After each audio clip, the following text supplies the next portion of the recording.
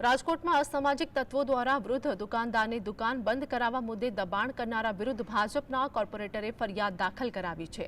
સ્થાનિક કોર્પોરેટર જીતુ કોટડિયાએ અશાંત ધારાની અમલવારી પર અનેક સવાલ ઉઠાવ્યા છે। આ વિસ્તારમાં અશાંત ધારો લાગુ છે, પરંતુ તેની યોગ્ય અમલવારી થતી નથી।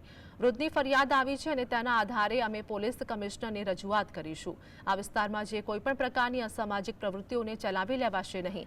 અસામાજિક તત્વો નહીં સુધરે તો કાયદાનું ભાન કરાવીશું। કે આ વિસ્તારમાં કોઈ પણ ન્યુસન્સ હશે તો અમે ઉપર રજૂઆત કરી અને ભૂપેન્દ્રભાઈની જે સરકાર અટાણે અવિરત ચાલી રહી છે અને જે લોકોને ગુંડાઓને જે કરે, જો નહીં હાલે તો જો એ લોકો કાયદાની જોગવાઈ મુજબ રહેશે। જે કહે છે અમારા ગૃહમંત્રી કે કાયદામાં રહેશો તો ફાયદામાં રહેશો, છતાંય જો આ લોકો અવારનવાર ત્રાસ દેશે ને આ ત્રાસથી જો અમારી અહીં વિસ્તારની પબ્લિક હેરાન થશે તો અમે ઉપર રજૂઆત કરી અને એને કાયદાનું ભાન કરાવશું એવી મેં ખાતરી આપી।